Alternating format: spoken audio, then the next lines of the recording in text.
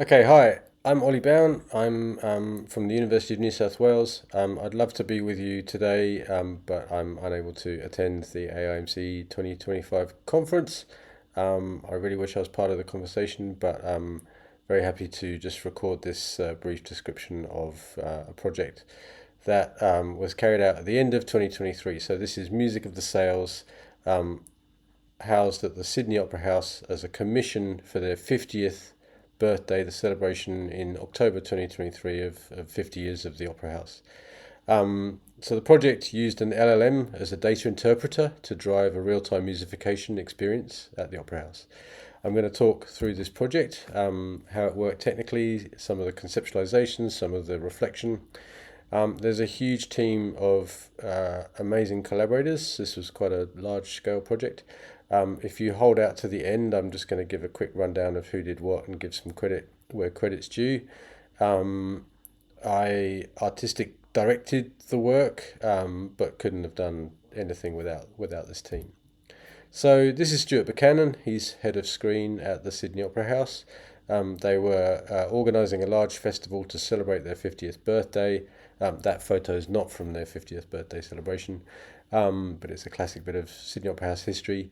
And they wanted to commission works of a diverse variety, music, but also many other forms of media, and they're particularly interested in emerging media and emerging technologies. So Stuart was very keen and very clear he wanted to commission AI works, works that incorporated AI in original ways that helped us think about an iconic venue like this in a different way through new technology. And the very initial brief was very clear. This should be a project. This is going to be an installation commission, and it's going to be uh, treating the opera house as an agent in its own history. So we think of it as a conduit for amazing performances and people, but let's take a bit more of a contemporary cybernetic spin on what a building like this is and what it does. Let's think of it as a living assemblage of concrete, wood, metal tiles, electrical systems, hydraulic systems, data systems, sensors, heaters, coolers, lights, speakers, and people held together by music. This is our sort of return brief on their original brief. So let's put the building itself on stage, if that wasn't physically an impossibility. And so there is quite a story to this building as a performer, as an agent that plays a role in the everyday delivery of incredible music. So for a start, the Opera House, being an incredible architectural wonder with an amazing roof, has to have a special cooling system designed for it. That roof cannot be adorned with air conditioning units and so on. So Arup, the engineering firm, worked with Opera House architects to develop this incredibly bespoke cooling system. It draws water from Sydney Harbour, which is all around the Opera House. It pumps it out, being very careful not to pump it out too hot to disrupt the local ecosystem. There's 35 kilometres of pipes running throughout the building that are used for cooling. And it's green rated 6-star green rated building, which is one of the few world heritage buildings that has that kudos. And it has 6 chillers that became the focus of our project. The other obvious thing in the Opera House that we cared about very much in terms of the building being an agent was the fact that the building itself houses, or even one could say is, a phenomenal musical instrument. And I'm referring to the grand organ, which boasts 10,000 pipes. 10,000 pipes. So uh, the, uh, the typical keyboard multiplied by however many different stops and sound timbres that you can imagine. So an incredible organ, largest in the world of that kind. Obviously, another expression of its agency. Okay, so after a lot of conceptualization, we essentially said we're going to make a real time stream that runs for the entire month of October, 744 hours. It's going to be a continuous stream, and it's going to take the data of the building in real time. And one of the amazing things about this project was that the Opera House actually made that happen. I've spoken to other venues about this idea. It's never got off the ground, but the Opera House just got their people on board and made it possible for us to get a real-time stream of the computational management system of the building, that data. And here's our little sort of musical score, our musical conceptualization of what we're going to do with that data at a very abstract level. We're going to think about the various modalities that this building sort of operates through. And so you can see we've got air, water, power, and people as these sort of core phenomena that the building works around. Power, electrical power, and of course the flows of people. So these are all things that have flows. They increase and decrease. They have different qualities throughout the day. This complex interplay between air, water, power, and people sort of captures most of what the Opera House is up to. We can think of all of those things in different ways. So we can think of an instrumental palette in a sort of musical form. So we've got the air as drones, the water as melodies, the power as percussion, and the people as harmonic elements. We've got an instrumental palette. We've got pipe organ sounds, droning. We've got water sounds and the deeper pipe organ sounds representing the water. We've got synthesized and mechanical sounds representing the power. Then we can think about all of those things as having certain vocabularies that we might describe them: turbulent, stable, deep, thin, gritty for air, and so on. This is just a broad sort of ideation. We can think about what data relates to air, water, power, and people. And we can also think about different AI technologies that might be involved in the creation of sound for those things. So actually in this project we did a lot of generative pre-generation of assets to make a very large set of assets that would then be controlled by a language model. So part of the project then was to build the sound world from the building itself. So this is the grand organ. This is us actually recording the grand organ. An amazing treat. We couldn't play it ourselves. There had to be a professional organist. It's not the kind of instrument that anyone can touch. And here's Rodolfo, the main PhD student on the project, working on the LLM system, enjoying a private concert of Bach, all to himself. And we recorded the intricate network of pipes and water pipes and airflows underneath the Opera House in this vast array, huge network of sort of catacomb spaces. So we're just capturing the gurglings and the rumblings and the hummings of the building. So here's the schematic. The Opera House outputs data on the top there. We capture a live data stream. We pre-process that to extract some of the things we're looking for in that data stream. We ask an LLM, we use ChatGPT, we asked ChatGPT to tell us, given this data and with a pre-prompt that was asked, that showed it some of the things we were looking for, give us an interpretation of what state the building's in language. Then, second LLM stage, we asked it, given a large set of descriptions of the musical assets we've created in advance, select which combination of musical assets should go together, given this framework of air, water, power, and people. That gets fed, that selection is then fed into the MIMU engine, which was made by our partners Uncanny Valley. They're a commercial music production studio, but they dabble in software. They made the MIMU soundscape engine. If you know if companies like Endel or AIMC, it's an online sort of infinite generative stream engine, mostly rule-based, but incorporating AI elements. So all of this was led to drive the MIMU soundscape engine. We also had sort of equivalent generative video processes going on. So none of the actual content being created in real time, just being mixed according to this interpretation.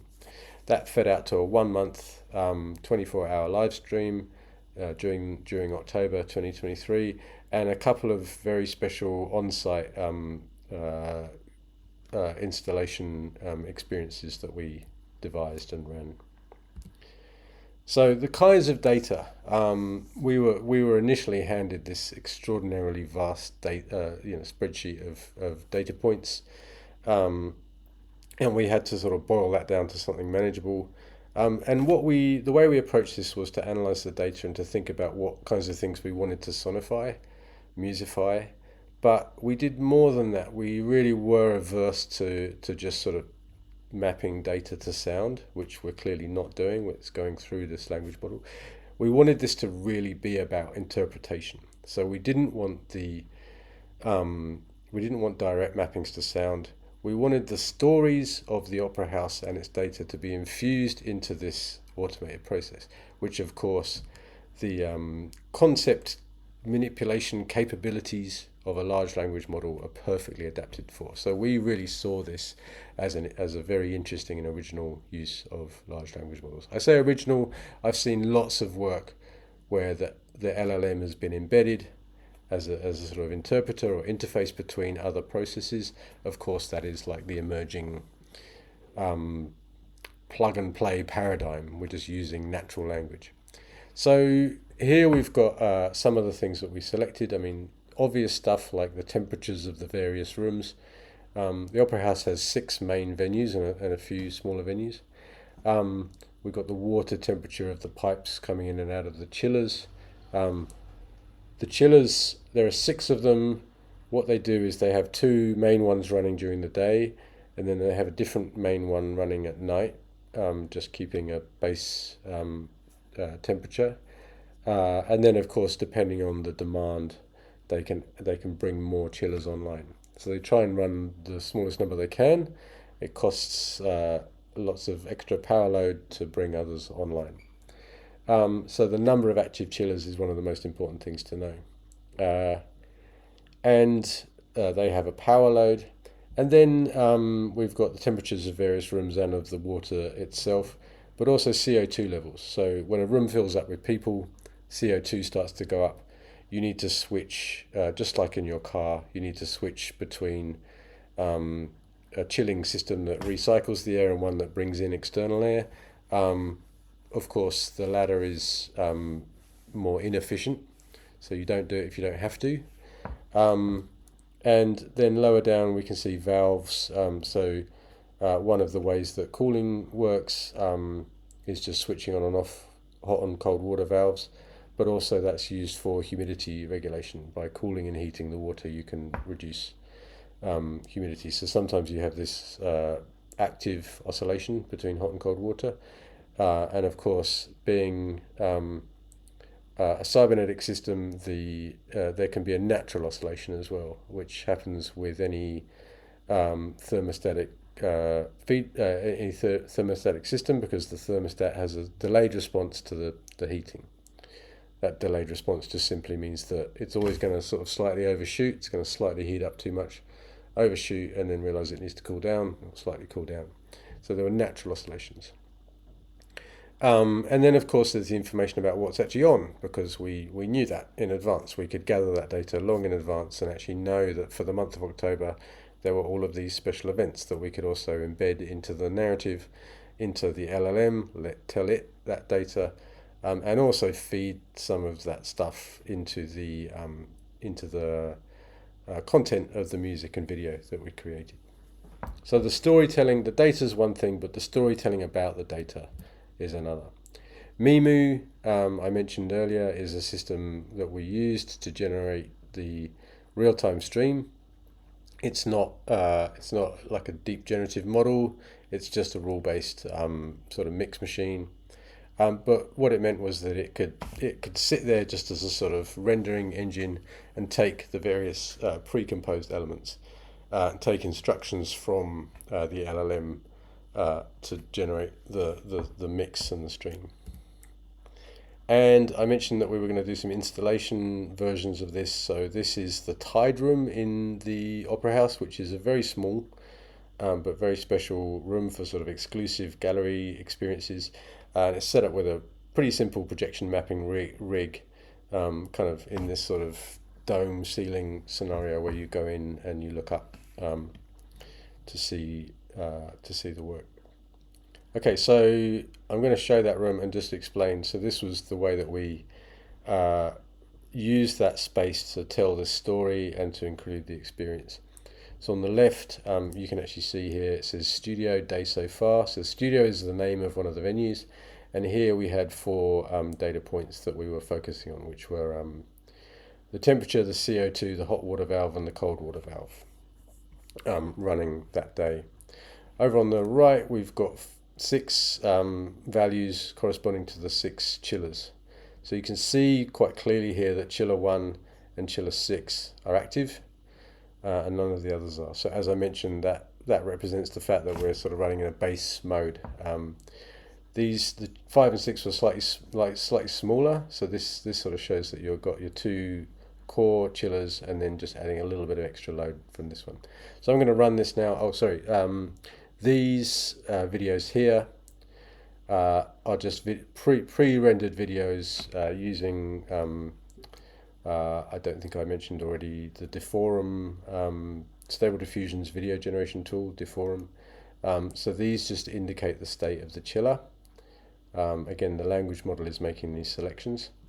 And this video here is basically doing the same as the audio. It's been selected, it's been pre-composed and selected based on the large language model's decisions. So I'll just run this video.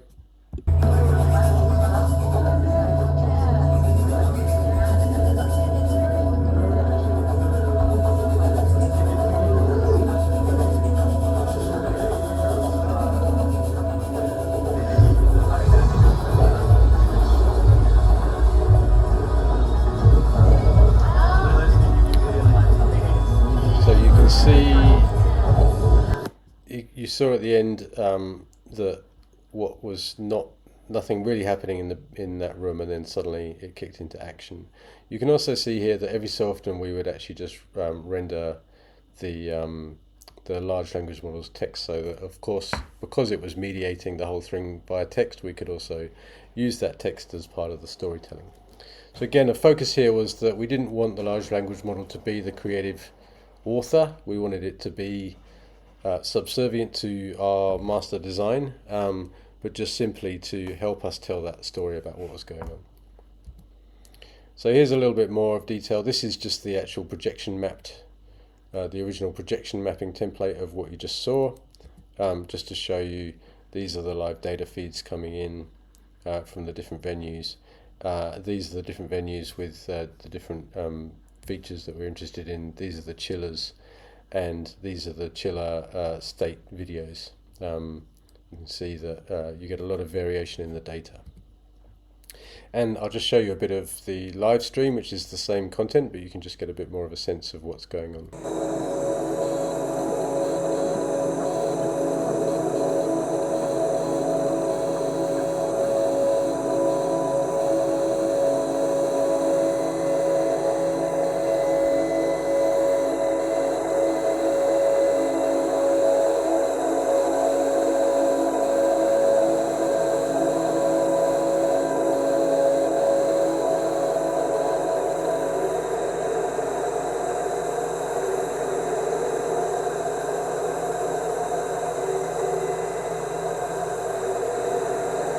Just speak over this while it's playing. So you see that you get an update.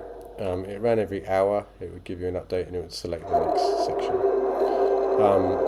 This continues and then it shows you some of the data as well. And I'll just talk to the video. So basically the video was carefully sort of curated, just doing a lot of experiments with prompting and coming up with this visual aesthetic. It was largely based on line drawing styles, trying to step away from anything too representative and just create these sort of mashups, collisions of visual style, musical elements, pipes, sometimes images of the opera house, sometimes images related to the content in the shows. And we found this sort of sweet spot for us where there's just constantly sort of aesthetic action happening. It's very wallpapery, but it's quite beguiling, and it's got a lot of repetition and sort of patterning. So that was very effective for us. That's the work in a nutshell. I guess the question at the end of all of that was, did it work? And of course, with any creative project like that, you can just sort of rest on the fact that some people liked it and we were happy with the aesthetics. So the trickier question of did it work is something that we've put in a paper for SMC, Sound and Music Computing, last year, just to sort of analyze how the language model actually achieved the aims. One thing I'd already note, if you saw that text a minute ago, it is very sort of sickly sweet. It has that classic sort of slightly GUI GPT style of just talking about everything as sort of serene and beautiful, and that wasn't exactly to our aesthetic goals, but we didn't really sort of have the wherewithal to get deep into how we would you know apply a bit more of a style assertion on that. I think we had talked at some point of hiring a poet or a writer to join the team. And in hindsight, I think that would have been brilliant for them to have done exactly what we did with music and audio, to actually do poetry on this theme about the opera house, about the nature of chillers and air and cooling, and to maybe just have the AI sort of remix that a bit more, or at least seed the AI with that style, which we know from other work can be done very effectively. This histogram here shows another sort of really glaring failure was that we let it fixate way too much on a small number of selected outputs, like way too much. Like any project, we were sort of focused on many things, and we would have really liked to have gone back and just done a bit of balancing. Uh, as easy as just sort of refusing it to repeat the same thing too many times. But of course, being a language model, we got very excited by the idea that this is something that can actually be done in a real time dialogue between a human operator and the system as we built it. So what we would have liked to have done, and again we ran out of time, but in future projects, is really develop that sort of uh, almost like we could maybe think of it as an incredibly slow DJing sort of performance where you're looking at what it does, but then nudging it, saying, you need to change the way you're interpreting what's coming in, or we need to look for different things in the data. But of course, if the data is always the same and the output's always the same, one could argue that it does do the same thing most of the time, and then there are these sort of wonderful moments where it suddenly jumps elsewhere because there's genuinely something that's happened.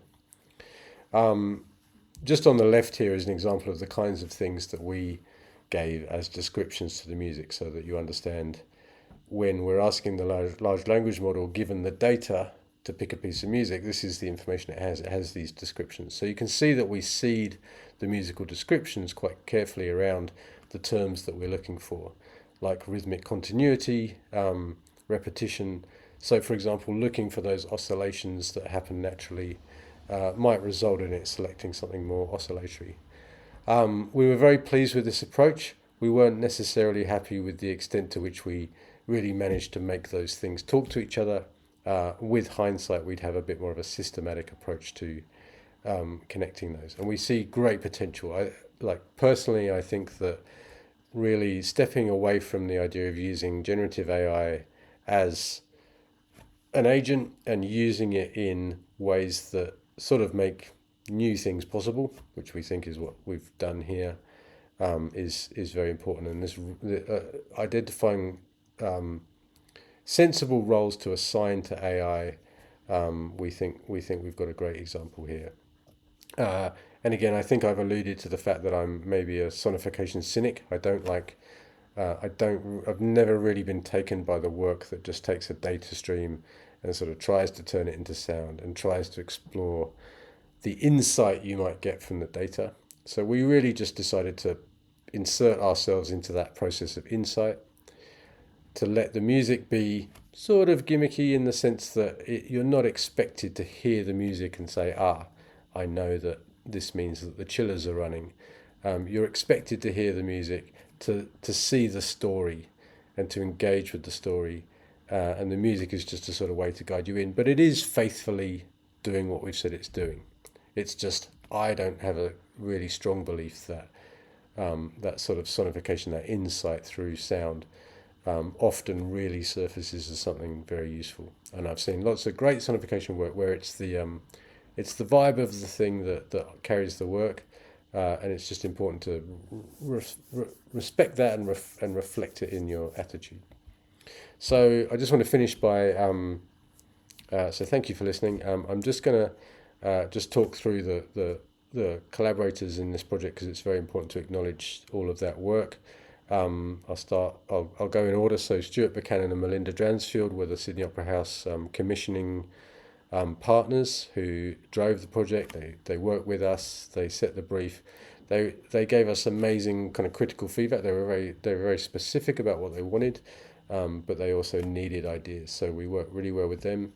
I was artistic director. I worked with Caroline Pegram, who's an independent consultant and big ideas person who was involved across the whole project.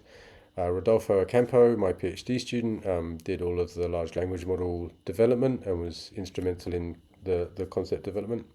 Justin Shave and Charlton Hill, both from Uncanny Valley, the independent music studio, who made Mimu and basically did all of the composition and concept development. Chloe McFadden, another PhD student of mine, did all of the generative video. Incredible work going into the depths of sort of finding the aesthetic. Brendan Wright works with Uncanny Valley, programming systems for them, so he worked on Mimu and the LLM integration. Stephen Kroll, PhD student at Monash, did all of the generative pre-audio generation processing of the sound recordings. James Archer was the amazing person at the Opera House building management systems side, who actually made the data available after a lot of wrangling with cybersecurity. And Robert Millett was AV technician at the Opera House. So thanks to all of those people for putting this project together. I hope I get to have a chat to anyone after this event in some online way. But thanks for listening.